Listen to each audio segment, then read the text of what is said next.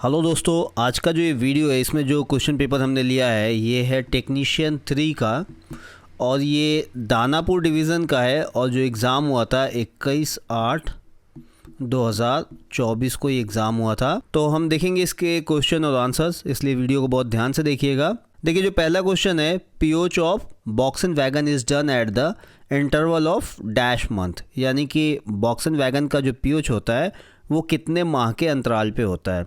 तो जो newly built wagon होते हैं, जो नए वैगन बन के आते हैं या कोई ऐसा वैगन है जिसका पहला पीओच होना है, तो जो पहला पीओच होता है वो 6 साल पे होता है, 6 ईयर पे होता है। और उसके बाद का जो सब्सटेंट होते हैं वो होता है 4.5 ईयर, यानी उसके बाद के जो भी पीओच है वो 4.5 साल पे होंगे। और अगर महीने की बात की जाए तो 54 मंथ, यानी 54 महीना होता है। तो राइट आंसर हो जाएगा इसका डी, 54 मंथ। अगला सवाल, brake power certificate issued for premium rakes is valid for, यानी जो प्रीमियम रेक का बीपीसी होता है उसकी वैधता पूछी जा रही है। तो देखिए यहाँ पे प्रीमियम जो हमारा गुड्स ट्रेन होता है तो उसमें कई तरह के उसमें रेक होते हैं, जैसे एक प्रीमियम रेक होता है, एंड टू एंड रेक होता है, सीसी रेक होता है। तो यहाँ पे प्रीमियम रेक की बीपीसी की वैधता पूछी गई है। तो इसकी जो वैधता होती है वो 12 दिन की होती है, 12 डेज़ की वैधता होती है। और इसमें 5 दिन का जो है वो ग्रोस पीरियड दिया जाता है। तो यहाँ पे अगर हम ऑप्शन की बात करें तो 12 दिन का यहाँ पे कोई ऑप्शन नहीं है, तो इसका राइट आंसर हो जाएगा डी, इनमें से कोई नहीं। और देखिए अगर यहाँ हम सीसी रेक की बात करें तो सीसी रेक का जो बीपीसी होता है वो होता है 7,500 किलोमीटर, 500 किलोमीटर, या फिर 7,500 किलोमीटर हो जाए या 30 + 5 दिन, इनमें से जो पहले हो जाए उसके हिसाब से उसकी बीपीसी की वैधता रहती है। जो प्रीमियम रेक का बीपीसी होता है वो ग्रीन कलर का होता है, और अगर हम सीसी रेक की बीपीसी की बात करें तो वो येलो रंग का होता है। और अगर एंड टू एंड जो हमारा रहता है बीपीसी, अगर उसके कलर की बात करें तो वाइट कलर का होता है। और जो एंड टू एंड जो हमारा रेक होता है उसमें जो ब्रेक पावर प्रतिशत होता है वो 90% से कम नहीं होना चाहिए जब प्रस्थान के समय। और अगर हम प्रीमियम रेक की बात करें तो इसमें 95% से कम ब्रेक पावर प्रतिशत नहीं होना चाहिए। और सीसी रेक में 100% प्रस्थान के समय 100% ब्रेक पावर प्रतिशत होना चाहिए, यानी उसके सारे पिस्टन काम करने चाहिए सीसी रेक के। तो मुझे उम्मीद है कि आप ये जानकारी नोट कर रहे होंगे, क्योंकि ये काफ़ी इंपॉर्टेंट है, बहुत सारे सवाल निकल के आते हैं इसमें से। अगला सवाल देखते हैं, सवाल number 3, after reaching on an accident site first step is to dash, दुर्घटना स्थल पे पहुंचने के बाद पहला कदम। ये रेल दुर्घटना की बात हो रही है। जो रेल दुर्घटना हो जाता है तो वहाँ पे जब पहुंचते हैं, जो हमारा ART, ARME या 140 क्रेन जो भी जाता है, तो वहाँ पहुंचने के बाद जो पहला काम होता है क्या होता है? तो देखिए वहाँ पे जो पहला काम होता है वो होता है साइट की सुरक्षा करना, यानी आजू बाजू जितने रेल ट्रैक है उनको सुरक्षित करना, ताकि उसी दौरान आजू बाजू किसी रेल ट्रैक पे दूसरी गाड़ी ना आ जाए, जिसकी वजह से ये दुर्घटना और बड़ी हो सकती है और वो आने वाली गाड़ी भी दुर्घटनाग्रस्त हो जाएगी, जिससे जान माल का और ज़्यादा नुकसान हो सकता है। तो इसलिए सबसे पहले साइट को सुरक्षित किया जाता है, इसलिए इसका राइट आंसर हो जाएगा सी, साइट की सुरक्षा। अगला सवाल, सवाल नंबर 4, डैश प्रकार के बेरिंग का उपयोग फीएट बोगी में किया जाता है, यानी फीएट बोगी में किस प्रकार के बेरिंग का उपयोग किया जाता है? तो राइट आंसर हो जाएगा यहाँ पे बी, CTRB। जो CTRB बेरिंग होता है, कार्टेल टेपर रोलर बेरिंग, इसका इस्तेमाल होता है फीएट बोगी में। इसके अलावा इसका इस्तेमाल वंदे भारत के भी बोगी में होता है, और इसका इस्तेमाल हमारा कैसनॉफ बोगी के अंदर भी होता है। तो कैसनॉफ बोगी, वंदे भारत और फीएट बोगी, इन तीनों में जो व्हील लगे होते हैं उसके अंदर CTRB बेरिंग का इस्तेमाल किया जाता है। चलिए अगला सवाल, सवाल नंबर 5, फीएट बोगी के नए पहिए का डाया डैश होता है, यानी जो फीएट बोगी किस में लगता है? जो LHB का बोगी होता है वो फीएट बोगी कहलाता है। जो हमारा LHB कोच का बोगी होता है उसे हम फीएट बोगी कहते हैं। तो फीएट बोगी के नए पहिए का डाया पूछा जाता है कि नए पहिए का डाया कितना होता है। तो देखिए यहाँ पे जो नए पहिए का डाया होता है वो होता है 915 mm। और अगर शॉप साइज इशू की बात करें तो वो होता है 862 mm। जो हमारा शॉप साइज़ होता है वो 862 होता है। और अगर हम कंडम साइज़ की बात करें तो वो हो जाता है 845 या फिर 855। अब ये ऑप्शन के ऊपर डिपेंड करता है कि 45 आंसर में 45 दिया या 55 दिया। अगर 45 दिया तो आप 45 लेंगे कंडमिंग साइज़, और अगर 55 दिया तो आप 55 लेंगे। तो इसका राइट आंसर अगर हम ऑप्शन में देखें तो राइट आंसर हो जाएगा यहाँ पे डी 915 mm। यानी कि जो फिएट बॉगी होता है उसके पहिए का, नए पहिए का व्यास 915 mm होता है। इसके अलावा जो ICF है उसका भी जो व्हील आया है नए में वो भी 915 mm का ही होता है। चलिए अगला सवाल, सवाल नंबर 6, LHB कोच में ऑक्सिलरी रेजर वायर की क्षमता कितने लीटर की होती है? तो देखिए LHB कोच में 2 AR लगे होते हैं, एक होता है 125 लीटर का और दूसरा होता है 75 लीटर का। दोनों मिला दें तो दोनों मिला के हो जाता है 200 लीटर। तो राइट आंसर हो जाएगा इसका C 200 लीटर। जो इसमें 125 लीटर का टैंक होता है उसका इस्तेमाल ब्रेकिंग के लिए होता है और जो 75 लीटर का टैंक होता है उसका इस्तेमाल जो होता है फ्लशिंग के लिए होता है। चलिए अगला सवाल, सवाल नंबर 7, एक LHB कोच में ब्रेक सिलेंडर की संख्या कितनी होती है? यहाँ पे पूरे कोच की बात हो रही है, एक LHB कोच में ब्रेक सिलेंडरों की संख्या कितनी होती है?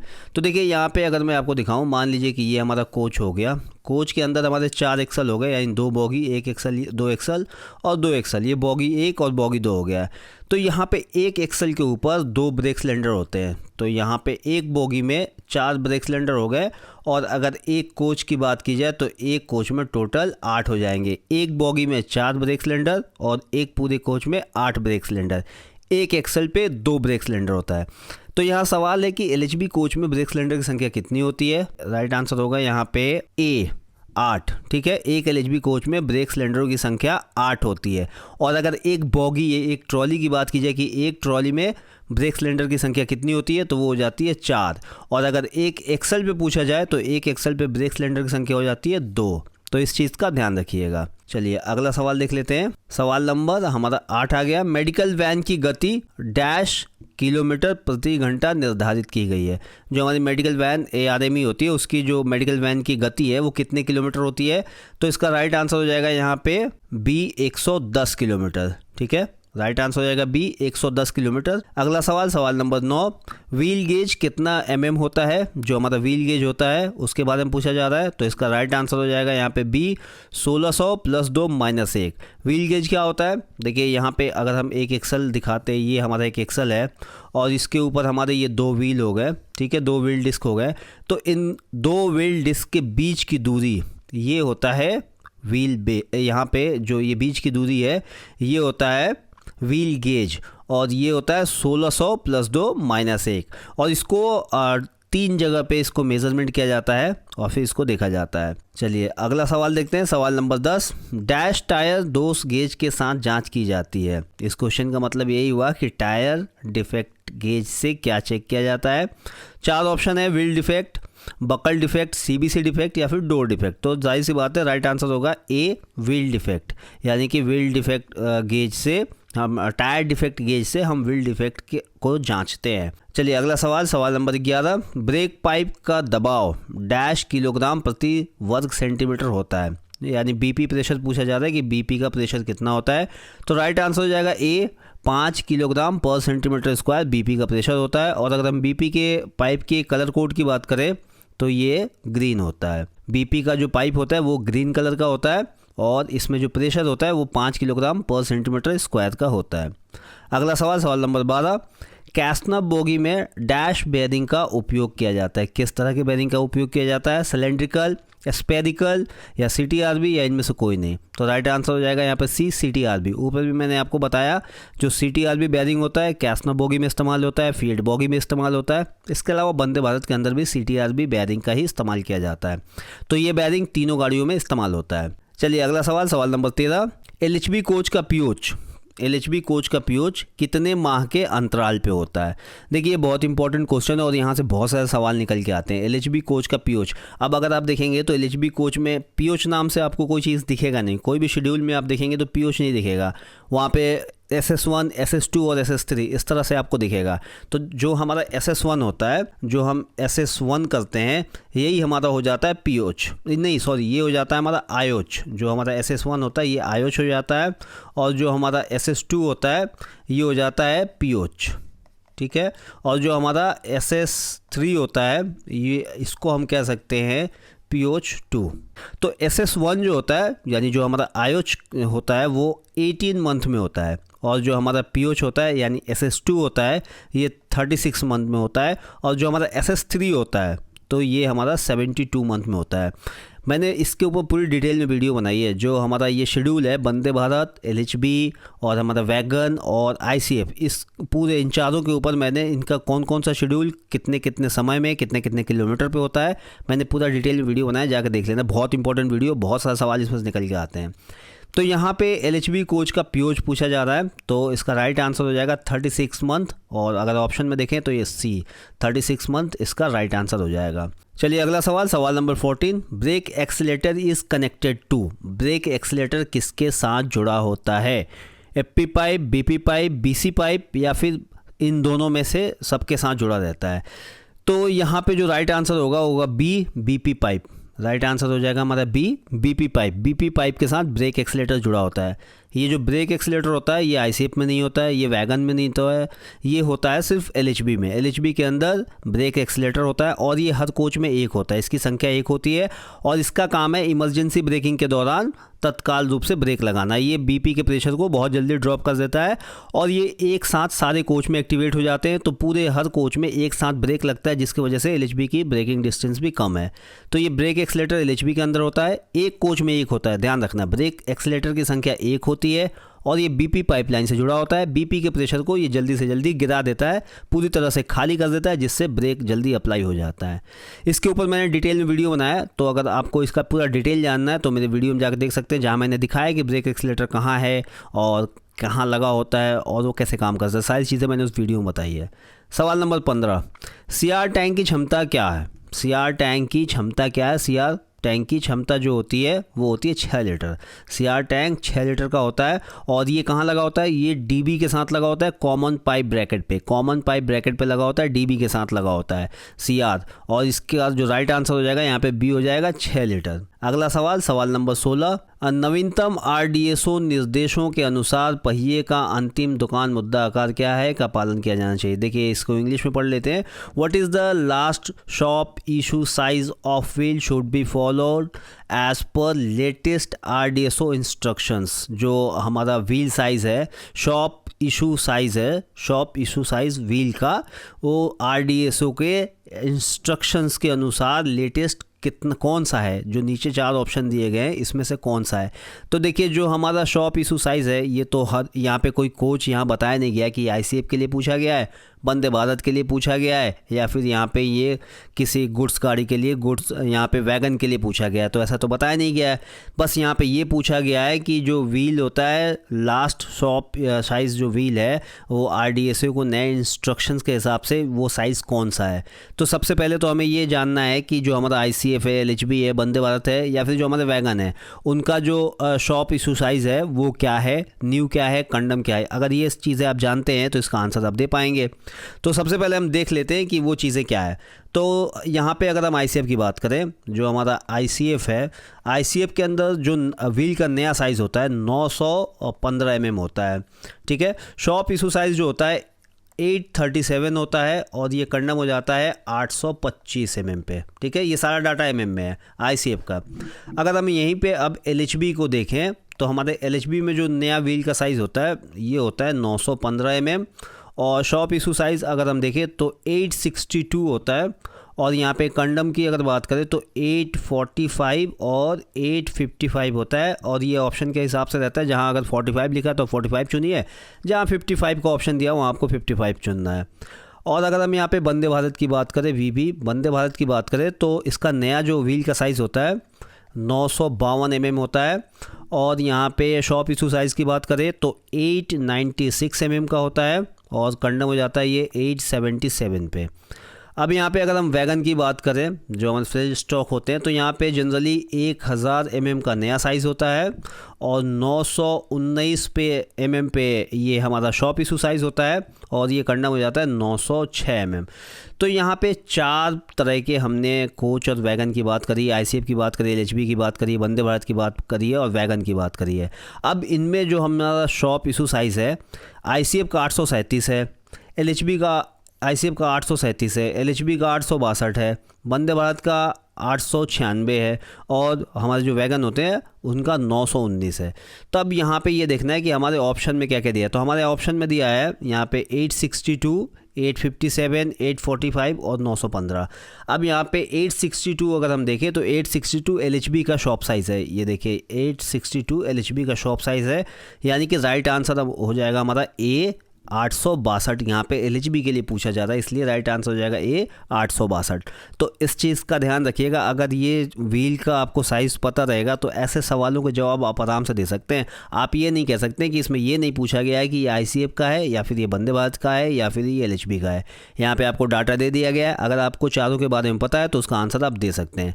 तो इसलिए ये सारा जो डाटा है ये बहुत इंपॉर्टेंट डाटा है। अगर आपको नहीं पता तो ये सारी चीज़ें आप नोट कर लिया करिए, क्योंकि इसमें से बहुत सारे सवाल निकल के आते हैं। जो इतने सारे ये जो साइज़ है इनमें से 10 सवाल बन जाएंगे। चलिए सवाल number 17, permissible wheel diameter difference on the same axle. Same axle पे दो व्हील डिस्क के बीच में जो परमिशिबल डायमीटर का डिफरेंस है वो कितना होता है। तो देखिए हमारा एक एक्सल ये हो गया, अगर मान लीजिए ये हमारा एक्सल हो गया, इसके ऊपर दो डिस्क हो गया, तो पूछा जा रहा है कि इस डिस्क के साइज़ में और इस डिस्क के साइज़ में कितना मैक्सिमम का अंतर हो सकता है डायमीटर में। तो इसका जो आंसर होता है वो होता है 0.5 mm। 0.5 mm का यहाँ पे अंतर हो सकता है दोनों डिस्क के बीच में। एक एक्सल पे लगे हुए दो डिस्क के बीच में जो डायमीटर के साइज़ का अंतर होता है वो 0.5 mm मैक्सिमम होता है, इससे ज़्यादा नहीं हो सकता है। तो राइट आंसर हो जाएगा ए 0.5 mm। ये एक डिस्क, एक एक्सल पे लगे दो डिस्क की बात हो रही है। अगर मान लीजिए कि यहाँ पे सवाल ये पूछा जाए कि एक ही बोगी में, एक बोगी में लगे हुए दो एक्सल के बीच में जो डायमीटर का डिफरेंस है वो कितना होता है। मान लीजिए कि ये एक्सल एक हो गया और ये एक दूसरा एक्सल हो गया, तो यहाँ पे दो डिस्क हो गया और यहाँ पे दो डिस्क हो गया। एक बोगी की बात हो रही है, एक ट्रॉली की बात हो रही है। तो इन दोनों एक्सल के बीच में जो सबसे बड़ा और जो सबसे छोटा चक्का है उनके बीच का गैप, जो डायमीटर का डिफरेंस है वो कितना होना चाहिए। तो ये होना चाहिए 5 mm। 5 mm का ये होना चाहिए। मान लीजिए कि 900 साइज़ का ये चक्का है और ये हो गया, ये भी मान लीजिए 900 का है, और यहाँ पे ये चक्का हो गया 905 का और ये हो गया 900, ठीक है, 905 का ये हो गया, 900 का ये हो गया। तो इन दोनों एक्सल के बीच में देखा जाए तो जो डिफरेंस है डायमीटर में वो 5 mm का है। एक 900 का है, एक एक्सल पे लगे हुए दोनों चक्के 900 के हैं और दूसरे एक्सल पे लगा हुआ चक्का 905 mm का है। तो ये दोनों एक्सल के बीच में 5 mm का फ़र्क है, तो ये परमिशिबल है। अगर इससे ज़्यादा होता है तो ये अलाउ नहीं किया जा सकता है। ठीक इसी प्रकार अगर एक ही कोच की बात की जाए तो एक कोच में 13 mm का फ़र्क यहाँ पे जो डायमीटर होता है उसके अंदर डिफरेंस मान्य है। 13 mm का डिफरेंस मान्य है। यानी अगर हमारा एक कोच है, एक कोच में यहाँ पे एक एक्सल पे दो व्हील है और यहाँ पे एक एक्सल पे दो व्हील है, यहाँ पे एक एक्सल पे दो व्हील है और यहाँ पे एक एक्सल पे दो व्हील है, तो देखिए दो डिस्क है, व्हील डिस्क है, ठीक है।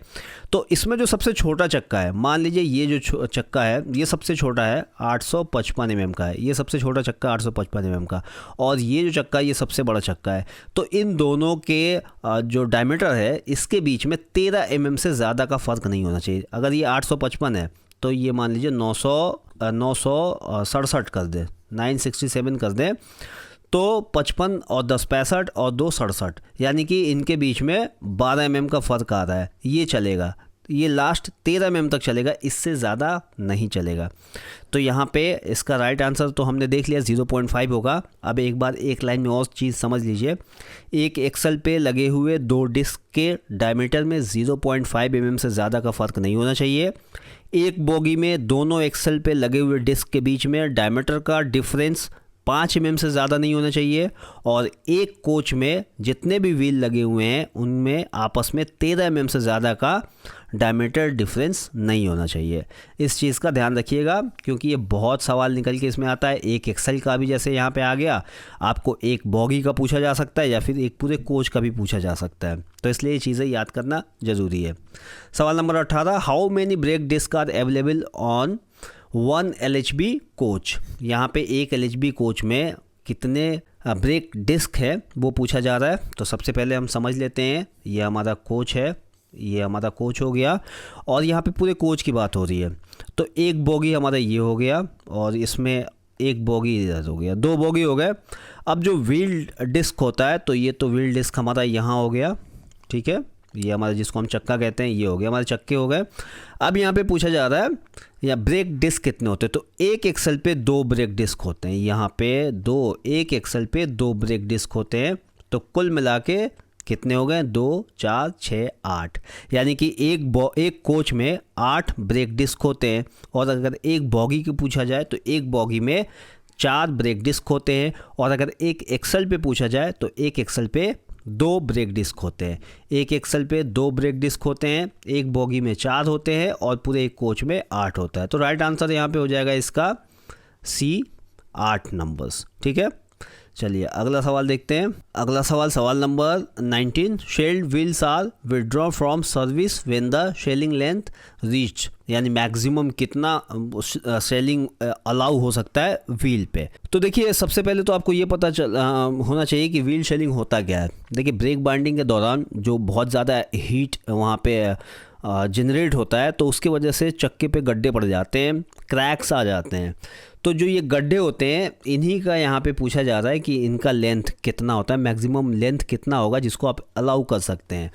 तो यहाँ पे 4 ऑप्शन है, 40 mm और 50 mm, 60 mm, ऑल एबव। तो राइट आंसर हो जाएगा A 40 mm। 40 mm लेंथ हम यहाँ पे अलाउ कर सकते हैं व्हील सेलिंग के। और अगर हम इसके डेप्थ की बात करें तो डेप्थ हो जाता है 1.5 mm। 1.5 mm का डेप्थ अलाउ होता है और जो लेंथ होता है वो 40 mm का यहाँ पे लेंथ अलाउ होता है व्हील शेलिंग में। तो राइट आंसर हो जाएगा A 40 mm। चलिए अगला सवाल नंबर 20, free height of 16.25 tons AC coach bolster spring is. जो AC कोच होते हैं उसका जो बॉलिस्टर स्प्रिंग होता है उसका फ्री हाइट यहाँ पे पूछा जा रहा है कि फ्री हाइट कितना होता है। तो देखिए जो हमारा AC कोच होता है उसका जो फ्री हाइट होता है वो होता है 400 mm। बॉलिस्टर का जो स्प्रिंग होता है उसका फ्री हाइट 400 mm होता है। और अगर यहाँ पे नॉन AC कोच की बात की जाए तो नॉन AC कोच का जो बॉलिस्टर होता है उसमें जो स्प्रिंग लगे होते हैं उसका फ्री हाइट होता है 385 mm। ठीक है, तो राइट आंसर हो जाएगा यहाँ पे C 400 mm। अगला सवाल number 21, 1 inch is equal to how many mm। 1 inch में कितने mm होते हैं। तो ये तो बहुत आसान है, 1 इंच में कितने mm होते हैं। सबसे पहले तो आप जान लीजिए कि 1 इंच में कितना सेंटीमीटर होता है। तो 1 inch is equal to 2.54 cm। 1 inch में 2.54 सेंटीमीटर होते हैं। और अगर mm की बात की जाए तो 25.4 mm होते हैं। तो इसका राइट आंसर हो जाएगा यहाँ पे B 25.4 mm। अगला सवाल number 22, air dryer function. Air dryer का काम क्या है, यहाँ पे पूछा जा रहा है एयर ड्रायर का काम क्या है। देखिए जो ये एयर ड्रायर है ये लोको में लगा होता है। इसके अलावा कोचिंग डिपो या फिर वर्कशॉप में आप जाएंगे तो वहाँ भी एयर ड्रायर लगा होता है। कहाँ, कंप्रेसर के साथ। तो इसका काम होता है कंप्रेस्ड एयर के अंदर जो भी मॉइस्चर है उसको निकाल देना।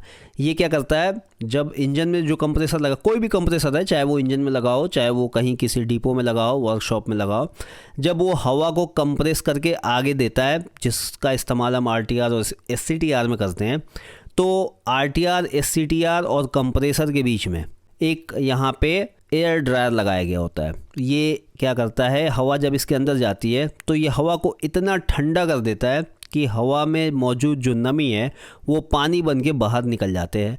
ड्रेन करने का ऑप्शन होता है, वहाँ पे एक टैंक लगा होता है उस एयर ड्रायर के अंदर। तो हवा की जो भी नमी है वो पानी बन के उस टैंक में नीचे आ जाती है, जिसको ऑटोमेटिक एयर ड्रायर कुछ मिनट्स पे जो उसकी सेटिंग होती है उतने देर में वो बाहर निकालता रहता है। तो हवा से नमी निकाल दी जाती है, क्योंकि अगर हवा के अंदर नमी रहेगी और जब हम उस एयर प्रेशर से गाड़ी के ब्रेकिंग सिस्टम को टेस्ट करेंगे तो हमारा DB जो है वो ख़राब हो सकता है। मॉइस्चर की वजह से DB ख़राब हो सकता है, या फिर दूसरे जो भी पार्ट्स हैं ब्रेक के वो सारे पार्ट्स ख़राब हो सकते हैं और अंदर जंग लग सकता है। तो इसलिए एयर ड्रायर का इस्तेमाल किया जाता है ताकि जो भी हवा में नमी है उस नमी को एयर ड्रायर निकाल दे। जैसे कि इसके नाम से ही आपको दिख रहा है एयर ड्रायर, ये हवा को सुखाने वाली चीज़ है ये। तो इसका राइट आंसर हो जाएगा यहाँ पे C, remove moisture from air, हवा से नमी को निकालना। चलिए अगला सवाल नंबर 23, माइक्रोमीटर की कम से कम गिनती है। माइक्रोमीटर लिस्ट काउंट इज़ कितनी होती है। देखिए माइक्रोमीटर जो होता है, माइक्रोमीटर का यूज़ किसी भी ऑब्जेक्ट के लेंथ या डाया नापने के लिए किया जाता है। और इसका जो मिनिमम यहाँ पे आपको पूछा गया लिस्ट काउंट, तो वो होता है इसका राइट आंसर हो जाएगा ए 0.01 mm। अगला सवाल, सवाल नंबर 24, रोलर बेरिंग में रोलर निकासी को मापने के लिए किस गेज का प्रयोग किया जाता है? देखिए, रोलर बेरिंग में जो रोलर्स होते हैं उनके बीच के गैप को मापने के लिए किस तरह के गेज का प्रयोग किया जाता है? तो इसका जो राइट आंसर हो जाएगा ए फिलर गेज। फिलर गेज के द्वारा हम जो रोलर्स के बीच का जो गैप होता है उसको मापते हैं। तो राइट आंसर ए होगा फिलर गेज। अगला क्वेश्चन, सवाल नंबर 25, anvil is a part of. जो एनाविल होता है वो हिस्सा होता है किस चीज़ का? चार ऑप्शन है यहाँ पे आपको वर्नियर कैलिपर है, ड्राई स्क्वायर है, माइक्रोमीटर के बाहर का हिस्सा है और डायल गेज है। तो देखिए, जो एविल होता है, सबसे पहले तो आप समझ लीजिए कि ये है एनिविल जो है ये होता क्या है। देखिए, ये सबसे पहले तो इसका राइट आंसर सी हो जाएगा। ये माइक्रो जो आउटसाइड ऑफ माइक्रोमीटर जो होता है उसके बाहर का हिस्सा है। और अगर ये माइक्रोमीटर में दिखाऊं तो कुछ इस तरह की चीज़ होती है। और जो ये हिस्सा होता है यहाँ पे, ये होता है एनाविल, ANVIL, ये एनाविल होता है। और जो इधर का हिस्सा होता है, ये हिस्सा, ये स्पिंडल कहलाता है, ठीक है। तो जो हमारा एनाविल है ये माइक्रोमीटर का आउटसाइड का हिस्सा होता है। तो राइट आंसर हो जाएगा इसका सी, माइक्रोमीटर के बाहर, या फिर यहाँ पे right answer C, outside micrometer. चलिए, सवाल नंबर 26, एक ड्राइंग में आयाम 25 ± 0.02 mm के रूप में बताया गया है। टॉलरेंस क्या है? देखिए, ए डायमेंशन इज, यहाँ अगर इंग्लिश में देखें, a dimension is stated on 25 ± 0.02 mm in a drawing, what is the tolerance? इसका टॉलरेंस क्या है? देखिए, जब भी किसी भी ड्राइंग में, किसी भी तरह के ड्राइंग में कोई भी डायमेंशन दिया जाता है तो उसका टॉलरेंस पूछा जाता है या दिया जाता है, ठीक है। तो उसका टॉलरेंस, तो टॉलरेंस जो है वो होता क्या है? टॉलरेंस जो होता है वो अपर लिमिट और माइनस लोअर लिमिट। जो अपर लिमिट होता है वो, और उसके अंदर से जो माइनस किया जाता है लोअर लिमिट को, तो हमारा टॉलरेंस निकल के आता है। जैसे मान लीजिए कि कोई अपर लिमिट है हमारा, कोई यहाँ पे अपर लिमिट है 25.02 और जो लोअर लिमिट है वो है 24.98। अब हमें इसका टॉलरेंस निकालना है। तो जब हम इसका टॉलरेंस निकालेंगे, यहाँ पे जो दिया है 25 + 0.02, ठीक है, तो 25.02 और यहाँ पे 24.98, ठीक है। अब इसका हम जो टॉलरेंस निकालेंगे तो ये रिज़ल्ट जो आएगा वो 0.04 mm होगा। यानी इन दोनों के बीच जब हम माइनस करेंगे तो हमारा जो रिज़ल्ट आएगा वो 0.04 होगा। तो इसका जो राइट आंसर हो जाएगा वो हो जाएगा डी, यहाँ पे 0.04 mm। चलिए, अगला सवाल, सवाल number 27, dash is use to measure the diameter of the wheel. जो डैश यानी कि नीचे दिया गया वो कौन सा गेज है जिसके मदद से पहिए का व्यास मापा जाता है? तो इसका राइट आंसर हो जाएगा ए ट्रेमल गेज। ट्रेमल गेज की मदद से पहिए का जो डायमीटर है वो मापा जाता है। सवाल नंबर 28, द्रव्यमान की SI इकाई क्या होती है? SI unit of mass. Right answer हो जाएगा इसका डी, किलोग्राम। द्रव्यमान की जो यहाँ पे SI जो इकाई है वो किलोग्राम होती है, ठीक है। चलिए, अगला सवाल, सवाल number 29, in a FIAT bogie how many number of earthing device are provided. FIAT bogie में कितने अर्थिंग डिवाइस प्रदान किए जाते हैं? फीएड बोगी किस में यूज़ होता है? फीएड बोगी LHB कोच में यूज़ होता है। और LHB कोच में जो हमारा हर बोगी है, हर बोगी में यहाँ पे अर्थिंग डिवाइस दिया जाता है। तो अर्थिंग डिवाइस का काम क्या होता है? देखिए, अर्थिंग डिवाइस का काम होता है किसी भी तरह के आने वाले करंट से बेरिंग की सुरक्षा करना। जैसे अगर वेल्डिंग के दौरान अर्थ लगाया जाता है बॉडी के साथ और फिर होल्डर से वेल्डिंग की जाती है इलेक्ट्रोड लगा के, तो इसमें क्या है, अगर कभी गलती से वेल्डर जहाँ पे वेल्डिंग करना है उससे दूर अर्थिंग लगा दिया तो जो हमारा करंट है वो बेरिंग से होके गुजरता है, और जब बेरिंग से होके गुजरता है तो स्पार्क हो सकता है जिससे बेरिंग ख़राब हो सकती है। तो इन सब चीज़ों से बचने के लिए अर्थिंग डिवाइस लगाया गया है, ताकि अगर हमारा कहीं से भी अगर कोई भी करंट आए किसी भी तरह से तो हमारे बेरिंग से होकर ना गुजरे, बल्कि वो अर्थिंग डिवाइस के थ्रू अर्थ हो जाए। तो इसलिए अर्थिंग डिवाइस लगाया गया है। तो यहाँ पे पूछा गया है फीएड बोगी में कितने अर्थिंग डिवाइस प्रदान किए जाते हैं एक फीएड बोगी में? तो इसका राइट आंसर हो जाएगा बी, 2। यानी कि एक फीएड बोगी में टोटल 2 अर्थिंग डिवाइस का इस्तेमाल किया जाता है। और अगर एक कोच की बात करें तो एक कोच में टोटल 4 अर्थिंग डिवाइस का इस्तेमाल किया जाता है। चलिए, अगला सवाल, सवाल number 30, what is the name of the dampers connected between boggy and car body. Boggy और कार बॉडी को जोड़ने वाले डैम्पर का नाम क्या है। डैम्पर के ऊपर भी मैंने बहुत डिटेल वीडियो बनाया है, नहीं देखा तो जाकर देख लेना, क्योंकि इसमें बहुत सारे सवाल निकल के आते हैं। अभी जैसे ये सवाल निकल के आया, बॉगी और कार बॉडी को जोड़ने वाले डैम्पर का नाम क्या है, तो इसका जो राइट आंसर होगा यहाँ पे याव डैम्पर, सी हो जाएगा, याव डैम्पर। राइट आंसर याव डैम्पर हो जाएगा। और ये सवाल घुमा के भी आता है कि याव डैम्पर जो होता है वो कहाँ से जुड़ा होता है, किसके किसके बीच में जुड़ा होता है याव डैम्पर, या फिर याव डैम्पर किन दो पार्ट के बीच में लगा होता है। तो वहाँ पे ऑप्शन में आपको मिलेगा बॉगी और कार बॉडी। तो ये डैम्पर का बहुत इंपॉर्टेंट सवाल है, ये मैंने इसको वीडियो बनाया, जाके देख सकना। और इसका राइट आंसर सी है, याव डैम्पर। याव डैम्पर जो होता है वो बॉगी और बॉडी के साथ जुड़ा होता है।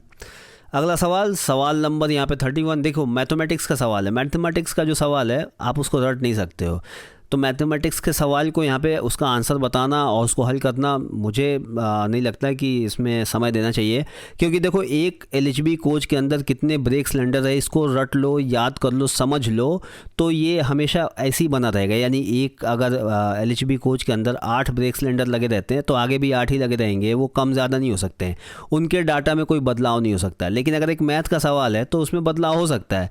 जैसे मोहन किसी काम को 3 घंटे में करता है, सोहन उसी काम को 6 घंटे में करता है, तो मोहन और सोहन मिलके उस काम को कितने घंटे में करेंगे। तो अगर आप ये सवाल रट लेते हैं तो कोई ज़रूरी नहीं कि अगले एग्ज़ाम में यही सवाल आएगा, अगले एग्ज़ाम में कुछ और भी आ सकता है। मोहन के बजाय वहाँ पे रोहन हो सकता है और 3 घंटे के बजाय 9 घंटे हो सकता है। तो आपको गुणा भाग आना चाहिए, ये फॉर्मूलेज आने चाहिए। अब अगर आप मान लीजिए कि सवाल आ गया कि एक स्क्वायर है, तो एक स्क्वायर का यहाँ पे क्षेत्रफल निकालना है, तो अगर आप इसको सीख लिए तो इससे काम नहीं बनेगा, क्योंकि अगले सवाल में आ जाएगा कि एक सर्कल है और इसका डायमीटर दिया हुआ है, तो इसका आपको एरिया निकालना है, इसका आपको क्षेत्रफल निकालना है। तो पहले आपको पता होना चाहिए कि अगर डायमीटर इसका यहाँ पे 14 दिया हुआ है तो इसका एरिया निकालने के लिए इसका फार्मूला क्या है। जैसे 2 पाई आर है, तो 2 पाई आर है, पाई की वैल्यू कितनी है, आर क्या है, आर रेडियस है, तो रेडियस इसका कैसे निकालते हैं, तो जितना डायमीटर है इसका आधा इसका रेडियस हो जाता है। तो यहाँ पे ये सारी चीज़ें आपको पता होनी चाहिए, क्योंकि इसमें रटने वाली चीज़ नहीं है, इसको समझने वाली चीज़ है। तो इसलिए जो भी मैथ के सवाल है, मैथ के सवाल यहाँ हम नहीं लेंगे, ठीक है। चलिए आगे देखते हैं। यहाँ पे सवाल नंबर 33, जहाँ भी मैथ का सवाल होगा हम उसको स्किप करेंगे, नहीं लेंगे। सवाल number 33, capital of Manipur. Manipur की राजधानी क्या है, राइट आंसर होगा डी, इम्फाल। अगला सवाल, सवाल नंबर 34, अग्नि त्रिकोण के 3 तत्व क्या है। देखिए जो आग होता है ना, तो आग को एक ट्रायंगल में बांटा गया है, एक ट्रायंगल बना के आग को समझने और समझाने की कोशिश की जाती है। देखिए यहाँ पे ये हमारा आग हो जाता है, इसको आग को एक ट्रायंगल मान लिया जाता है। और यहाँ पे किन चीज़ों से मिलके आग बनती है, तो सबसे पहले ऑक्सीजन चाहिए होता है, O2, उसके बाद यहाँ पे फ्यूल चाहिए होता है, ठीक है, ये फ्यूल होता है, और उसके बाद यहाँ पे हीट होता है। तो ये इन 3 चीज़ों से मिलके अग्नि बनती है। तो इसी ट्रायंगल को पूछा गया है कि अग्नि त्रिकोण के 3 तत्व कौन कौन से हैं। तो ऑक्सीजन, यहाँ पे ऑक्सीजन, ईंधन एंड ऊष्मा का स्रोत, ये 3 ट्रायंगल है। तो राइट आंसर हो जाएगा सी। चलिए अगला सवाल, सवाल नंबर 35, पैसेंजर ट्रेन के एक AC कोच में अग्निशामक यंत्रों की संख्या कितनी होती है। तो इसका राइट आंसर हो जाएगा यहाँ पे 2। एक कोच के अंदर जो अग्निशामक यंत्र होते हैं उनकी संख्या 2 होती है। और यहाँ पे अगर पेंट्री कार में देखा जाए तो पेंट्री कार में जो PC होता है, PC में 4 होता है, और जो हमारा लोको होता है उसके अंदर भी 4 होते हैं। और ये यहाँ पे ये ध्यान देने वाली चीज़ है कि ये DCPT टाइप ये होते हैं, जो भी ये अग्निशामक यंत्र होते हैं ये DCPT टाइप होते हैं। चलिए WRA का पूर्ण रूप क्या है, यहाँ पे WRA का फुल फॉर्म पूछा जा रहा है, तो इसका राइट आंसर हो जाएगा यहाँ पे बी, वाटर रेसिंग एपरेट्स। अगला सवाल, सवाल नंबर 37, कोच के फ्रेम के नीचे प्रदान की गई पानी की टंकी की क्षमता क्या होती है। तो इसका राइट आंसर हो जाएगा डी, 685 लीटर। अगला सवाल, सवाल नंबर 38 देख लेते हैं। एक कार, देखिए ये भी मैथ का ही है, ए एक काम को 30 दिन में कर सकता है, बी इसको 60 दिन में कर सकता है, ए और बी एक साथ काम करते हुए इसे कितने दिनों में कर सकते हैं। तो देखिए इसको हल करना, मैं पहले ही बोला, मैं ये सारे सवाल, मैं यहाँ पे जो सवाल है इन सबको स्किप करूँगा, क्योंकि ये सारे सवाल जो हैं ये एग्ज़ाम के लिए रटने वाली चीज़ तो है नहीं। फिर भी अगर आप इसको समझना चाहते हैं तो अगर आप बोलेंगे तो मैं इसको समझा दूँगा। चलिए अगला सवाल, सवाल नंबर 39, LHB कोच में प्रयुक्त CTRB के पीओच की आवधिकता क्या है। जो CTRB बैरिंग लगा होता है उसकी पीओच कब होती है। तो इसका राइट आंसर हो जाएगा यहाँ पर डी, 72 मंथ। अगला सवाल, अर्थिंग डिवाइस का काम क्या है। जो the function of earthing device, अभी हमने पीछे देखा था पिछले सवालों में अर्थिंग डिवाइस के बारे में थोड़ा डिटेल में। तो यहाँ पे क्या क्या है, CTRB की सुरक्षा, WSP की रक्षा, नियंत्रण शाखा की रक्षा के लिए, ब्रेक बाइंडिंग रोकने के लिए। तो राइट आंसर हो जाएगा ए, CTRB की सुरक्षा के लिए। अर्थिंग डिवाइस का जो काम है CTRB की सुरक्षा के लिए है। सवाल नंबर 41, व्हील पर कितना शेलिंग की अनुमति है। देखिए जो हमारा व्हील शेलिंग पूछा जा रहा है कि व्हील शेलिंग कितना है। ऊपर भी ये सवाल आया था तो वहाँ पे सिर्फ उसकी लंबाई लेंथ पूछी गई थी, यहाँ पे लेंथ और यहाँ पे दोनों ही पूछा, डेप्थ दोनों ही पूछा जाता है। तो इसमें जो राइट आंसर हो जाएगा यहाँ पे बी हो जाएगा, 40 मिलीमीटर लंबाई और 1.5 mm की गहराई। ध्यान रखिएगा जो व्हील शेलिंग है 40 mm की लंबाई और 1.5 mm की गहराई की अनुमति है, इससे ज़्यादा होने से उस व्हील को निकाल दिया जाएगा। सवाल नंबर 42, LHB कोच की D2 रखरखाव अनुसूची की जाती है। जो LHB कोच का D2 शेड्यूल होता है वो कब होता है, कितने दिनों पे होता है। तो इसका राइट आंसर होगा यहाँ पे बी, 30 ± 3 दिन। LHB कोच का जो D2 होता है 30 दिन ± 3 दिन पे ये होता है। सवाल नंबर 43, एयर स्प्रिंग की स्थिति में फीबा डिवाइस का काम क्या है। What is the function of FIBA device in case of bellow burst. अगर बेलो ब्रस्ट हो जाता है तो उस केस में फीबा डिवाइस है वो क्या करता है। तो यहाँ पे 4 ऑप्शन है, विफलता संकेत, सर्विस ब्रेक एप्लीकेशन, ए और बी दोनों, इनमें से कोई नहीं। तो जो फीबा होता है उसका नाम ही है फेलियर इंडिकेशन कम ब्रेक एप्लीकेशन। तो सबसे पहले तो फेलियर को इंडिकेट करता है, फिर सर्विस ब्रेक एप्लीकेशन करता है। तो राइट आंसर यहाँ पे इसका जो काम है वो ए और बी दोनों है। तो राइट आंसर हो जाएगा यहाँ पे सी, ए और बी। ठीक है, राइट आंसर हो जाएगा इसका सी, ए और बी। अगला सवाल, सवाल नंबर 44, स्प्रिंग में उपलब्ध अधिकतम वायु दाब कितना होता है। स्प्रिंग में जो मैक्सिमम एयर का प्रेशर होता है वो कितना होता है। तो हमारा जो राइट आंसर हो जाएगा ए होगा, 6 kg/cm², क्योंकि ये एफपी के साथ जुड़ा होता है और एफपी का प्रेशर 6 kg/cm² होता है। चलिए अगला सवाल, सवाल नंबर 45, एंटी स्किड सिस्टम का उद्देश्य क्या है। What is the purpose of anti skid system. Anti skid system क्यों लगाया गया है। ये WSP की बात हो रही है, WSP ही एंटी स्किड सिस्टम है। तो इसका काम होता है पहियों को स्किड होने से बचाना। तो राइट आंसर हो जाएगा ए, पहियों को स्किड से बचाने के लिए, स्किड से बचाने के लिए एंटी स्किड सिस्टम का इस्तेमाल किया जाता है। सवाल नंबर 46, भारत में कितने राज्य हैं। राइट आंसर हो जाएगा बी, 28। भारत में टोटल 28 राज्य हैं। सवाल नंबर 47, निम्नलिखित में से कौन सा वायु में सबसे बड़ी मात्रा में उपलब्ध है। यहाँ पे जो नीचे जो 4 गैस के ऑप्शन दिए गए हैं उनमें से कौन सा वायुमंडल में किसकी जो तादाद है वो ज़्यादा है। तो देखिए अगर वायुमंडल में हम यहाँ संख्या की बात करें तो जो हमारा ऑक्सीजन है ये है 21%, ऑक्सीजन हमारा 21% है। और अगर नाइट्रोजन की बात की जाए तो नाइट्रोजन हमारा 78% है और ये सबसे ऊपर है। यानी कि हमारे वायुमंडल में सबसे ज़्यादा नाइट्रोजन है 78% के साथ। राइट आंसर हो जाएगा यहाँ बी, नाइट्रोजन। अगला सवाल, सवाल नंबर यहाँ पे 48, यदि किसी संख्या का 200% 45 है तो उस संख्या का 80% कितना होगा। ये फिर मैथ का सवाल है, हम इसको छोड़ देंगे। 48 को 49 भी छोड़ेंगे और यहाँ पे 50 भी छोड़ेंगे, 51 भी छोड़ेंगे। और सेमी व्यास वाले वृत्त का देखिए यहाँ पे फिर आ गया ना वही जो सर्कल का मैंने बताया था, तो हम इसे भी छोड़ देंगे। 7 सेमी व्यास, तो मैथ का सवाल हम नहीं लेंगे, इसको भी छोड़ देंगे। ये सवाल नंबर यहाँ पे आ गया हमारा 53, 75 लीटर AR टैंक का उपयोग किया जाता है। जो यहाँ पे 75 लीटर AR टैंक की बात हो रही तो इसका मतलब ये LHB की बात हो रही, क्योंकि LHB में ही एक 75 लीटर का होता है और एक 125 लीटर का, 2 टैंक होता है। तो पूछा जाता है जो 75 लीटर का टैंक है उसका इस्तेमाल किस लिए होता है। तो यहाँ पे 4 ऑप्शन है। पहला है शौचालय के लिए, तो राइट आंसर यही हो जाएगा ए, शौचालय के लिए, फ्लशिंग के लिए इसका इस्तेमाल होता है 75 लीटर टैंक का। जबकि जो 125 लीटर का टैंक है उसका इस्तेमाल ब्रेकिंग के लिए होता है। इस चीज़ का ध्यान रखिएगा। सवाल नंबर 54, MCB का फुल फॉर्म क्या होता है। MCB का फुल फॉर्म क्या होता है। तो इसका फुल फॉर्म होता है मिनिएचर सर्किट ब्रेकर और राइट आंसर हो जाएगा ए, मिनिएचर सर्किट ब्रेकर इसका राइट आंसर हो जाएगा।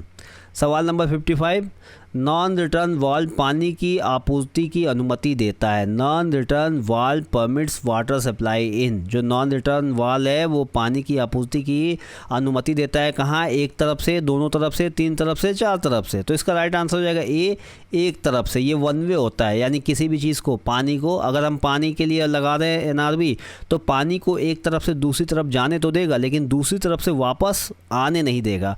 और अगर हम एयर प्रेशर में इस्तेमाल कर रहे हैं तो वहाँ भी यही काम करता है, एयर प्रेशर को एक तरफ जाने तो देगा लेकिन वापस आने नहीं देगा। तो एनआरबी का काम यही है, नॉन रिटर्न वाल्व को शॉर्ट फॉर्म में एनआरवी नॉन रिटर्न वाल्व भी कहा जाता है। और इसका काम है किसी भी पानी या एयर को एक तरफ से जाने देना जबकि दूसरी तरफ से आने से रोक देना, ये इसका काम है एनआरवी का। चलिए अगला सवाल, सवाल नंबर 56। एक माइक्रोन होता है, एक माइक्रोन कितने एमएम के बराबर होता है? तो राइट आंसर होएगा यहाँ बी 0.001 एमएम। 0.001 एमएम के बराबर एक माइक्रोन होता है। चलिए अगला सवाल, सवाल नंबर 57। मशीनों में सुरक्षा उपकरण के रूप में निम्न का उपयोग किया जाता है। कौन कौन सी चीज़ों का उपयोग किया जाता है? फेल सेफ, सेफ्टी इंटरलॉक, सीमा स्विच यानी कि लिमिट स्विच। तो यहाँ पे इसका जो आंसर होगा उपरोक्त सभी होगा। ये सारी चीज़ों का इस्तेमाल किया जाता है मशीनों में सुरक्षा के लिए। सवाल नंबर 58। कोनों में त्रिज्या फिट करने के लिए उपयोग की जाने वाली फाइल, यहाँ पे किसकी बात हो रही है? फाइल जो हम जिससे किसी भी चीज़ को घसते हैं, जो लोहे की हमारी फाइल होती है उसकी बात हो रही है। तो कोनों में त्रिज्या फिट करने के लिए किस तरह के फाइल का इस्तेमाल किया जाता है? तो राइट आंसर होगा डी, वर्ग फाइल या स्क्वायर फाइल। स्क्वायर फाइल का इस्तेमाल होता है कॉर्नर को घसने के लिए, सही तरीके से कॉर्नर बनाने के लिए। सवाल नंबर 59। संयुक्त राज्य अमेरिका और वेस्ट इंडीज में आयोजित आईसीसी T20 क्रिकेट विश्व कप 2024 में प्लेयर ऑफ द टूर्नामेंट का पुरस्कार किसने जीता था? इसका राइट आंसर तो सबको पता होगा भाई, सी जसप्रीत बुमराह। जसप्रीत बुमराह को यहाँ पे प्लेयर ऑफ द टूर्नामेंट मिला था और मैन ऑफ द मैच शायद विराट कोहली को मिला था, याद नहीं है मुझे। अगर आप लोगों को पता है तो कमेंट करके बताना, विराट कोहली शायद मैन ऑफ द मैच हुए थे। चलिए सवाल नंबर 60। ओलंपिक 2028 खेल डैश में आयोजित होने वाले, कहाँ आयोजित होने वाले हैं? तो ये फ्लोरिडा अमेरिका के अंदर, यूएसए के अंदर ये इनका आयोजन होगा 2028 में। सवाल नंबर 61। एलएचबी कोच पर प्रयुक्त ब्रेक प्रणाली का सिद्धांत क्या है? What is the principle of brake system used on LHB coaches? LHB coaches में जो ब्रेकिंग सिस्टम का इस्तेमाल किया जाता है उसका सिद्धांत क्या है, उसका प्रिंसिपल क्या है?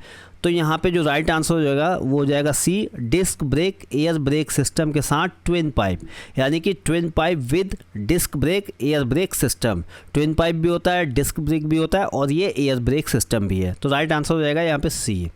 सवाल नंबर 62। छेनी का उपयोग क्या है? छेनी का उपयोग किस लिए किया जाता है? तो देखिए छेनी का जो उपयोग है, ये इसका जो इस्तेमाल होता है 6 mm तक के धातु की बड़ी मात्रा को हटाने के लिए किया जाता है। तो राइट आंसर हो जाएगा इसका बी, 6 mm तक की धातु की बड़ी मात्रा को हटाने के लिए। सवाल नंबर 63। फाइल का उपयोग क्या है? फाइल, वही जो फाइल अभी ऊपर मैंने बताया, जो लोहे की फाइल होती है ना, कोई भी चीज़ घसने के लिए, लोहे की किसी भी चीज़ को घसने के लिए हम जो फाइल का इस्तेमाल करते हैं उसको, उसी का उपयोग क्या है वो पूछा गया यहाँ पे। तो धातु और परिष्करण उद्देश्यों की छोटी मात्रा को हटाने के लिए, ठीक है। तो इसका राइट आंसर ए हो जाएगा। चलिए सवाल नंबर 64। यदि डंप वाल निरंतर वेंटिंग का कारण हो सकता है, इफ़ द डंप वाल कंटिन्यूस वेंटिंग द रीज़न में बी, अगर डंप वाल लगातार हवा प्रेशर निकाल रहा है, वेंट हो रहा है, तो उसका रीज़न क्या हो सकता है? क्या डंप वाल ख़राब है, या डंप वाल की विद्युत जो वहाँ पे पावर सप्लाई है उसमें कोई प्रॉब्लम है, या फिर डंप वाल फंस गया है, जो डंप वाल है वो स्टक हो गया है एक्वेटिंग पोजीशन में, सक्रिय पोजीशन में फंस गया है, या फिर WSP में कोई प्रॉब्लम है? तो राइट आंसर हो जाएगा इसका डी, WSP दोषपूर्ण, यानी WSP डिफेक्टिव है। सवाल नंबर 65। एलएचबी कोच की छत पर ऊंचाई कितनी है? एलएचबी कोच की छत की ऊंचाई पूछ रहा है, तो ये है 4039 mm होता है। तो अगर राइट आंसर देखें तो ए हो जाएगा 4039। और अगर लेंथ ओवर बॉडी की बात करें एलएचबी कोच में तो वो हो जाता है 23,540 mm। ध्यान रखिएगा, लेंथ ओवर बॉडी 23,540 mm, और लेंथ ओवर कपलिंग की बात करें तो वो हो जाता है 24,000 mm, ठीक है। तो यहाँ पे पूछा गया है कोच की छत पर ऊंचाई, तो 4039 mm इसका राइट आंसर हो गया। सवाल नंबर यहाँ पे 66, ओलंपिक 2024 में भाला फेंकने में स्वर्ण पदक किसने जीता था? तो इसका राइट आंसर हो जाएगा यहाँ पे बी, अरशद नदीम। अरशद नदीम ने स्वर्ण पदक जीता था और इसके बाद हमारे नीरज चोपड़ा थे। सवाल नंबर 67, गैस वेल्डिंग उपकरणों में एसिटिलीन सिलेंडर है। गैस वेल्डिंग होता है, उसमें एसिटिलीन सिलेंडर जो होता है ये कौन से कलर का होता है और इसका वाल्व किधर की तरह घूमता है? तो राइट आंसर हो जाएगा इसका बी, ये मैरून रंग का होता है और इसका जो वाल्व है वो बाएं हाथ से घूम के खुलता है, उसका मतलब लेफ्ट हैंडेड ट्रेड होता है उसके अंदर। सवाल नंबर 68, ड्रिल किए गए छेद को ख़त्म करने के लिए उपकरण का उपयोग किया जाता है जिसे कहा जाता है the tool is use to finish drill holes is called. जब हम ड्रिल कर लेते हैं तो उस होल को फिनिशिंग करने के लिए जिस टूल का इस्तेमाल किया जाता है उसे क्या कहा जाता है? तो राइट आंसर हो जाएगा ए, रीमर। उसको रीमर कहते हैं। सवाल नंबर 69, रेक के एयर ब्रेक परीक्षण के दौरान कौन सा होज पाइप पहले कनेक्ट किया जाना चाहिए? तो इसका राइट आंसर हो जाएगा ए, एफपी पाइप। एफपी पाइप जो होता है उसको पहले कनेक्ट किया जाता है ताकि उसके एनआरबी टेस्ट हो सके और हमारा जो एआर टैंक है वो भी जल्दी से जल्दी भर सके। चलिए सवाल नंबर 70, दोनों ट्रॉली पर ब्रेक बाइंडिंग के मामले में आप पहले क्या करते हैं? अगर दोनों ट्रॉली में ब्रेक बाइंडिंग हो गया तो आप पहले क्या करेंगे? तो इसका राइट आंसर हो जाएगा यहाँ पे सी, त्वरित रिलीज वाल्व तार खींचेंगे। Pull the quick release valve wire. अगर एक कोच के दोनों ट्रॉली में ब्रेक बाइंडिंग हो गया तो हम ब्रेक बाइंडिंग को रिलीज़ करने के लिए जो डीबी में त्वरित यानी कि क्विक रिलीज वाल्व का वायर होता है उसको हम खींचेंगे ताकि दोनों ब्रेक बाइंडिंग जो पूरे कोच में दोनों ट्रॉली में जो ब्रेक बाइंडिंग हुआ है वो शायद रिलीज़ हो जाए। अगर वहाँ से रिलीज़ नहीं होता फिर हम आगे और प्रोसेस करते हैं। सवाल नंबर 71, अग्निशामक यंत्र को फिर से भरा जाना चाहिए। कब भरा जाता है? रिफिल कब होता है? सी, 1 वर्ष के बाद। 1 साल पे जो अग्निशामक यंत्र होते हैं उनको रिफिल किया जाता है। सवाल नंबर 72, किलोमीटर के आधार पर एलएचबी कोच का SS1 किया जाता है। कितना किलोमीटर हो जाता है तो एलएचबी कोच का SS1 किया जाता है? तो ये राइट आंसर हो जाएगा इसका बी, 6 लाख किलोमीटर हो जाता है तो SS1 किया जाता है, या फिर यहाँ पे 18 मंथ हो जाता है तब SS1 किया जाता है। तो मैंने इसके ऊपर बहुत डिटेल वीडियो बनाया, नहीं देखे हो तो चैनल पर जाकर देखो। ऐसे बहुत सारे वीडियो, अगर उनको देख लोगे तो ये सारे क्वेश्चन पेपर देखने की जरूरत नहीं पड़ती है। सारे सवाल उन्हीं वीडियो में से निकल के आते हैं जो मैंने बनाए हैं, जो मैंने PDF दिए हैं। चलो सवाल नंबर 73, एलएचबी कोचों पर लगे CBC में डैश फीचर होता है। एलएचबी कोच में जो CBC लगा होता है उसमें कौन सा फीचर होता है? तो यहाँ पे इसका जो राइट आंसर हो जाएगा वो हो जाएगा D, anti creeping. Anti creeping का यहाँ पे फंक्शन, इसके अंदर एंटी क्रिपिंग की फीचर्स दी गई होती है। इसके अलावा ये एंटी क्लाइंबिंग भी होता है क्योंकि जब एक्सीडेंट के दौरान कोच एक दूसरे के ऊपर नहीं चढ़ता है तो एंटी क्लाइंबिंग भी होता है, लेकिन आंसर शीट में एंटी क्रिपिंग भी दिया गया है तो एंटी क्रिपिंग हम यहाँ पे लेंगे। सवाल नंबर 74, AC कोच का एक्सल लोड कितना होता है? AC कोच का जो एक्सल लोड होता है वो होता है 16.3। तो राइट आंसर हो जाएगा ए, 16.3 टन। सवाल नंबर 75, डैश CTRB में ग्राम ग्रीस का उपयोग किया जाता है। CTRB में कितने ग्राम ग्रीस का उपयोग किया जाता है? यानी CTRB बेयरिंग में, कार्ट्रिज टेपर रोलर बेयरिंग में कितने ग्राम ग्रीस का इस्तेमाल किया जाता है? तो इसमें जो इस्तेमाल होता है 455 ± 30, इतने ग्राम ग्रीस का इस्तेमाल किया जाता है। तो ऑप्शन देखें तो ए इसका राइट आंसर होगा। सवाल नंबर 76, ICF के अंतिम छोर पर जो अंतिम कोच होते हैं उस पर पीली पट्टियाँ इंगित करती हैं। Yellow strip on and body of ICF indicators. ICF coach पे अगर देखेंगे तो लास्ट वाले बोगी पे आपको दिखेगा पीली पट्टी, तो वो किस चीज़ को दिखाता है? तो इसका राइट आंसर हो जाएगा ए, एंटी टेलीस्कोपिक। वो बताता है कि जो वो कोच है वो एंटी टेलीस्कोपिक कोच है। सवाल नंबर 77, वेल्डिंग प्रक्रिया में अपभोज इलेक्ट्रोड का उपयोग करता है। Following welding process use consumable electrodes. तो इसका राइट आंसर हो जाएगा मिग, बी। अगला सवाल, सवाल नंबर 78, सेवा आवेदन के दौरान ब्रेक लागू होना चाहिए। During service application the brake should apply in. जब हम ब्रेक अप्लाई करते हैं तो वो कितने देर में ब्रेक अप्लाई हो जाना चाहिए? तो राइट आंसर होगा इसका सी, 3 से 5 सेकेंड। 3 से 5 सेकेंड के अंदर ब्रेक अप्लाई हो जाना चाहिए। सवाल नंबर 79, ब्रेक डिस्क के बीच प्रदान किए गए पंख, the fins provided in between the brake disc for. तो ये ब्रेक डिस्क की बात हो रही है, तो एलएचबी के ब्रेक डिस्क की बात हो रही है, क्योंकि एलएचबी में ही ब्रेक डिस्क है। हालांकि वंदे भारत में भी है, लेकिन वंदे भारत में डिस्क माउंटेड है, व्हील माउंटेड है, जबकि एलएचबी में एक्सल माउंटेड है। तो यहाँ पे जो एलएचबी हमारा कोच होता है, एलएचबी के जो व्हील होते हैं, तो उस पर हमारा जो डिस्क होता है ब्रेक डिस्क, तो इस ब्रेक डिस्क के बीच में देखेंगे तो आपको फिन्स दिखेगा, यहाँ पे आपको रिब दिखेंगे। तो यही पूछा जा रहा है कि ये जो रिब है, ये फिन्स है, ये क्यों दिए जाते हैं, किस लिए दिए जाते हैं। तो देखिए, जो ये रिब दिए जाते हैं, जो ये फिन्स दिए जाते हैं, ये होते हैं जो ब्रेकिंग के दौरान गर्मी पैदा होती है, जिसकी वजह से डिस्क गर्म हो जाता है, तो उसको ठंडा करने के लिए। तो राइट आंसर हो जाएगा ए, ब्रेकिंग के दौरान प्रभावी शीतलता प्रदान करने के लिए। जब ब्रेकिंग के दौरान जब ब्रेक पैड व्हील डिस्क के साथ चिपकता, व्हील डिस्क नहीं, ब्रेक डिस्क के साथ चिपकता है, तो वहाँ काफ़ी गर्मी पैदा होती है, और इस गर्मी को अगर कम ना किया जाए तो हमारा जो ब्रेक डिस्क है वो ख़राब हो जाएगा। तो उसी को ठंडा करने के लिए वहाँ पे फिन्स लगाए गए, ताकि उसके अंदर से हवा पास होकर निकलेगी, तो ब्रेक डिस्क ठंडा हो जाएगा। और अगर जो ये फिन्स हैं, जिसको रिब भी कहते हैं, अगर ये कंटिन्यूस 3 टूट गए लगातार, तो फिर उस डिस्क को सेवा से निकाल दिया जाता है, उसका इस्तेमाल नहीं किया जाता है। इस चीज़ का ध्यान रखिएगा। 3 रिब टूटने पे, यानी 3 फिन्स टूट जाएं अगर लगातार, तो उसको सेवा से निकाल दिया जाएगा। सवाल नंबर 80, एलएचबी में प्रदान किए गए पीएचडी को रीसेट किया जा सकता है। PhD provided in LHB can be reset, कहाँ से रीसेट किया जा सकता है? तो इसका राइट आंसर हो जाएगा सी, उस बिंदु से जहाँ चेन खींची गई थी। आईसीएफ में अगर चेन पुलिंग, ये चेन पुलिंग की बात हो रही है, अगर सिंपल सादा भाषा में बोला जाए तो अगर आईसीएफ में चेन पुलिंग होती है, तो कोच के एक एंड पे वहाँ से जाके आपको रीसेट करना होता है। कोच में कहीं से भी चेन पुलिंग की गई हो, रीसेट एक जगह से ही होता है, कोच के एंड पैनल से। लेकिन एलएचबी में ऐसा नहीं है। एलएचबी में चेन पुलिंग जहाँ से की जाती है, रीसेट भी वहीं से किया जाता है। तो इस चीज़ का ध्यान रखिएगा, उस बिंदु से जहाँ से चेन खींची गई थी। सवाल नंबर 81, सेंसर और फोनिक व्हील के बीच हवा के अंतर की सीमा क्या है? सेंसर और फोनिक व्हील के बीच जो एयर गैप होता है, उसका जो सीमा है वो कितना होता है? और इसका राइट आंसर होगा सी, 0.9 से 1.5 mm। जो हमारा फोनिक व्हील होता है ना, इसके ऊपर दांते बने होते हैं, ये दांते बने होते हैं, और इस दांतों के दूरी को, एक दांत से दूसरे दांत को आने में जो समय लगता है, इसी को स्पीड सेंसर सेंस करता है। इसी की गणना करके वो पता लगाता है कि एक्सल की स्पीड कितनी है, उस चक्के की स्पीड कितनी है। तो स्पीड सेंसर ठीक इसके सामने लगा होता है, यहाँ पे स्पीड सेंसर लगा होता है। तो ये जो बीच का गैप है, इसको पूछा जा रहा है कि ये गैप कितना होता है। तो 0.9 से 1.4 mm होता है। अगर इससे बहुत ज़्यादा कम या इससे बहुत ज़्यादा हो गया ये गैप, तो ये स्पीड सेंसर स्पीड को सेंस नहीं कर पाएगा, ठीक है। और जो इसमें जो फोनिक व्हील होते हैं, इसमें लगभग 80 दांते होते हैं, 80 टीथ होते हैं फोनिक व्हील के अंदर। चलिए अगला सवाल, सवाल number 82, what is the purpose of speed sensor? Speed sensor का काम क्या है? तो यहाँ पे 4 ऑप्शन दिए गए हैं।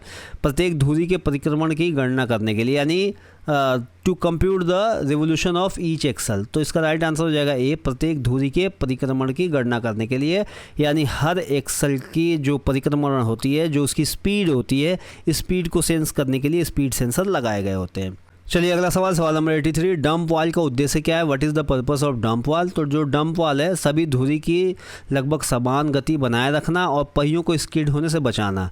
तो ये दोनों इसका काम है। तो राइट आंसर हो जाएगा सी, ए और बी दोनों। अगला सवाल, सवाल नंबर 84, हेड स्टॉक से न्यूनतम अनुमेय बफर परीक्षण कितना होता है? Minimum permissible buffer projection for head stock is. तो इसका जो राइट आंसर है वो 584 mm होता है इसका राइट आंसर। अगर ऑप्शन में देखें तो इसका राइट आंसर होगा डी, 584 mm। अगला सवाल, सवाल नंबर 85, डैश पॉट में तेल का स्तर कितना होता है?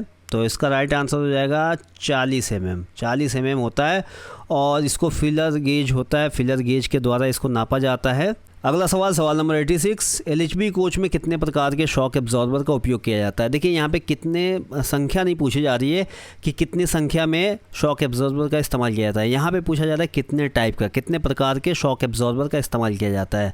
तो देखिए, जो प्राइमरी सस्पेंशन होता है, प्राइमरी सस्पेंशन, वहाँ वर्टिकल शॉक एब्जॉर्बर होते हैं, वो होते हैं 4। प्राइमरी सस्पेंशन पे 4 होते हैं, और जो सेकेंडरी सस्पेंशन होता है वहाँ भी वर्टिकल होता है, और वो होता है 2। ये एक बॉगी की बात हो रही है ना, एक बॉगी की, और या एक कोच में, भाई एक बॉगी में जैसा होगा सेम दूसरे में भी होगा, ठीक है। तो सेकेंडरी सस्पेंशन में भी वर्टिकल 2 होता है, और योर डैम्पर होता है 2, और एक होता है लेटरल डैम्पर। ठीक है, इसकी संख्या होती है 1। तो ये टोटल 4 टाइप के हो गए, 4 टाइप के डैम्पर का इस्तेमाल किया जाता है। और टोटल अगर संख्या की बात की जाए तो 4, 6, 8 और 1 9, टोटल 9 होते हैं एक बोगी में। और एक कोच में बोले तो एक कोच में 18 की संख्या हो जाएगी। तो ये 9, 18 संख्या है। और टाइप पूछा जाए कि कितने टाइप का यहाँ पे शॉक एब्जॉर्बर का इस्तेमाल किया जाता है, तो 4 टाइप का इस्तेमाल किया जाता है। तो राइट आंसर हो जाएगा सी 4। सवाल नंबर 87, एम्प्टी लोड बॉक्स के स्थान पर BLC वैगन में किस उपकरण का उपयोग किया जाता है? तो यहाँ पे जो एम्प्टी लोड डिवाइस है, इसके ऊपर भी मैंने वीडियो बनाया है, बहुत कमाल का वीडियो, नहीं देखे तो जाके देख लेना एम्प्टी लोड डिवाइस के ऊपर।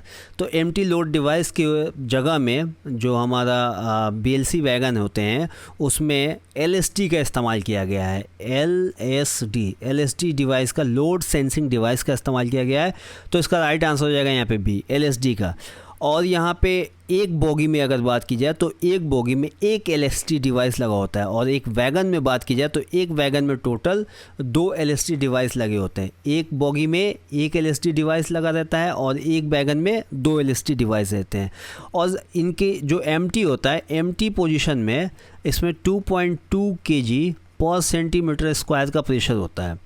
जबकि लोड में, अगर लोड है तो लोड में 3.8 किलोग्राम पर सेंटीमीटर स्क्वायर का प्रेशर जाता है।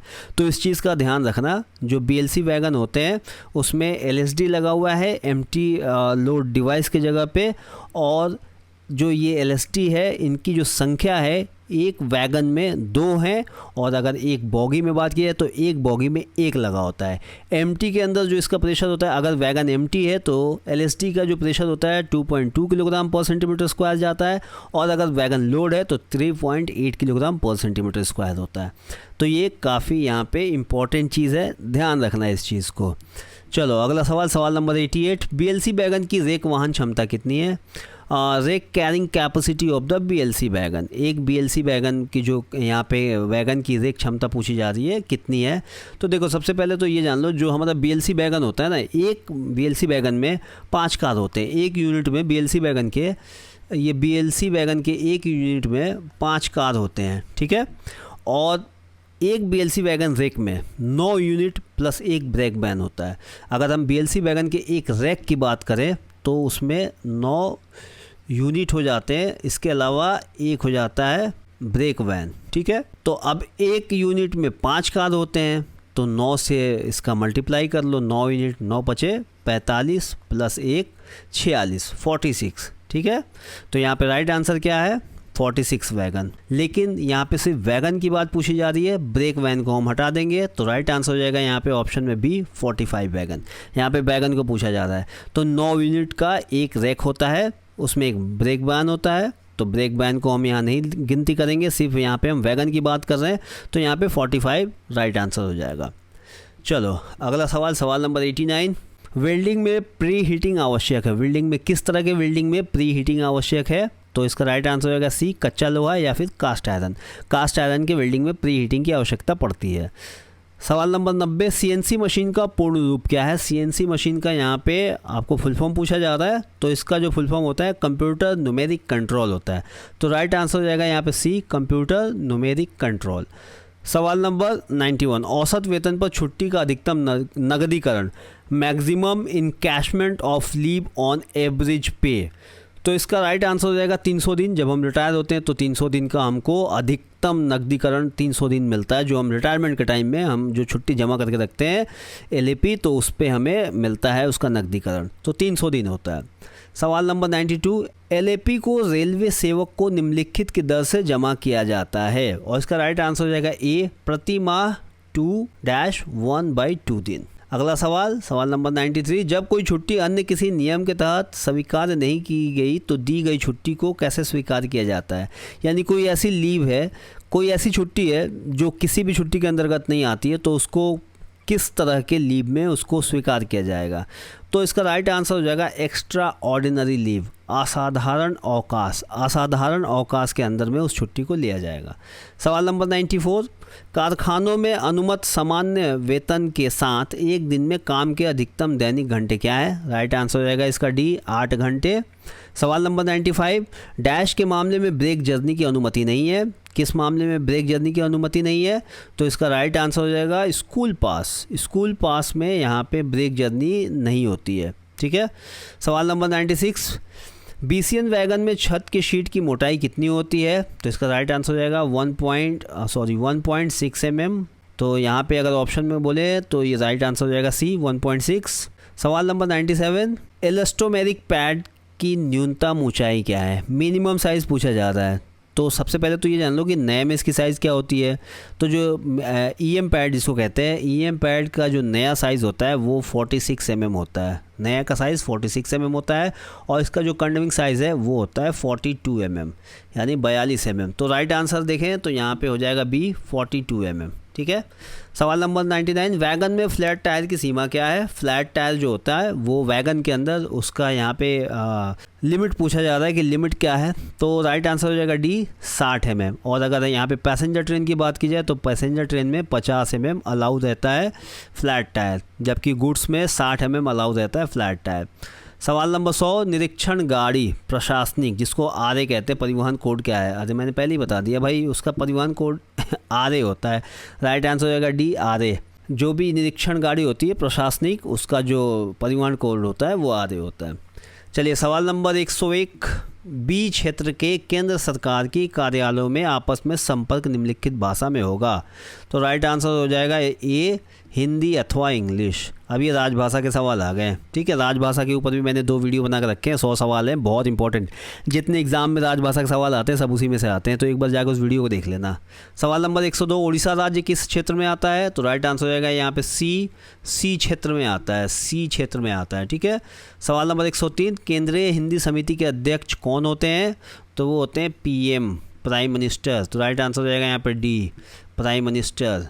सवाल नंबर 104, राजभाषा के आधार पर देश को कितने राज्यों में बांटा गया है? तो 03, 3 भाग में बांटा गया है। राइट आंसर हो जाएगा डी, 3। सवाल नंबर 105, राजभाषा हिंदी प्रशिक्षण का पाठ्यक्रम कौन तैयार करता है? सिंपल सी बात है, राइट आंसर होगा इसका ए, गृह मंत्रालय में राजभाषा विभाग। सवाल नंबर 106, इनमें से कौन सी भाषा देवनागरी लिपि में नहीं लिखी जाती है? राइट आंसर हो जाएगा सी, गुजराती। गुजराती जो भाषा है वो देवनागरी लिपि में नहीं लिखी जाती है। सवाल नंबर 107, हिंदी दिवस किस तारीख को मनाया जाता है? ये आसान, सबसे आसान आंसर है 14 सितंबर। राइट आंसर हो जाएगा डी, 14 सितंबर। सवाल नंबर 108, संविधान सभा ने किस वर्ष हिंदी को स्वतंत्र भारत की राजभाषा के रूप में स्वीकार किया? राइट आंसर हो जाएगा डी, 14 सितंबर 1949, 1949, 14 सितंबर 1949 को। सवाल नंबर 109, अष्टम सूची में कुल कितनी भाषाएं हैं? तो ये है टोटल 22 भाषाएं। राइट आंसर हो जाएगा बी। सवाल नंबर 110, संसदीय राजभाषा समिति में कुल कितने सदस्य होते हैं? तो इनकी संख्या होती है 30 की संख्या होती है। राइट आंसर हो जाएगा ए, 30। तो आज की वीडियो ख़त्म करते हैं। अगर आपको इसमें से कोई सवाल का जवाब गलत लगा हो तो आप कमेंट करके ज़रूर बताइएगा। हो सकता है कि मेरे से गलती हो गई हो सकता है कि मैं बता ही गलत दिया हूँ, जानते हुए भी कई बार गलत चीज़ें निकल जाती हैं। तो अगर ऐसा कुछ है तो आप कमेंट करके ज़रूर बताइएगा, हम उसको सुधारने की कोशिश करेंगे। और वीडियो देखने के लिए धन्यवाद।